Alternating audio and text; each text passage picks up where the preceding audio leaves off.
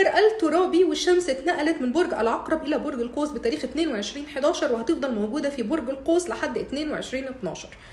الشمس موجوده في برج ناري في بيتك الثامن يا برج الثور. برج الثور برج ترابي، مش وقته العند خالص يا برج الثور، مع وجود عطارد كمان في برج القوس اللي هو بيتك الثامن، فده بيعمل معاك تأجيل لكل خططك الزمنية اللي انت كنت حاططها لكل حاجة.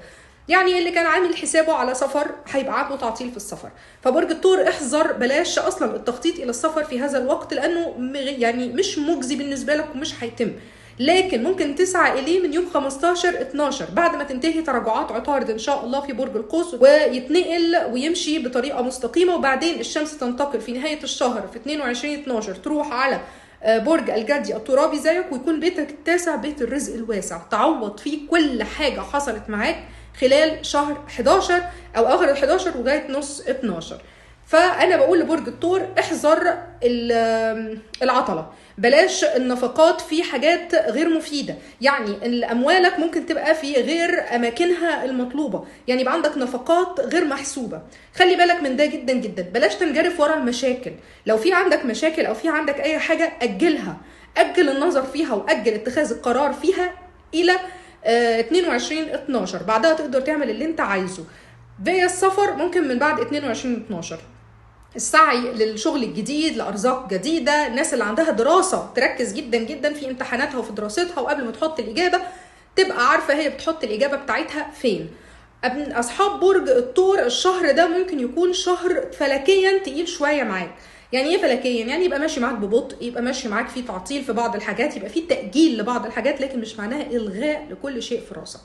لكن لو انت ناوي على حاجه ارجو ان انت تخليها في نهايه الشهر. وبيفضل زي ما بقولك كده يا برج الثور تخلي بالك من السفر، بلاش انتقال، بلاش شروع في سفر في هذا الوقت، بلاش الدخول في مشاكل قضائيه، بلاش الانفاق في حاجه غير المصادر اللي انت عارف انت بتصرف فيها دائما.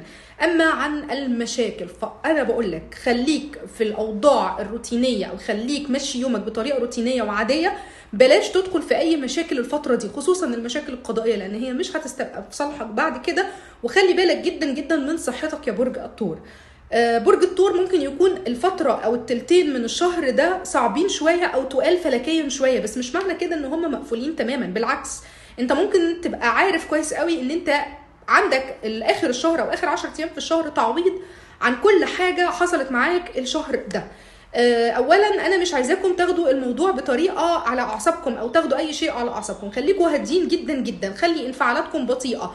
اولا المريخ موجود في برج الاسد، احنا عندنا كده ثور جوزاء سرطان اسد في بيتك الرابع مع برضه مربع فلكي، فده بيعمل معاك عصبيه بزياده عن اللزوم، وبيعمل معاك انفاق للاموال في غير المصادر اللي انت عايز تنفق فيها، ده غير ان ممكن يكون في مشاكل عائليه او بيتيه او مع احد افراد اسرتك، فخلي بالك ما تكبرش المشاكل بينك وبين اهلك لحد اخر 12.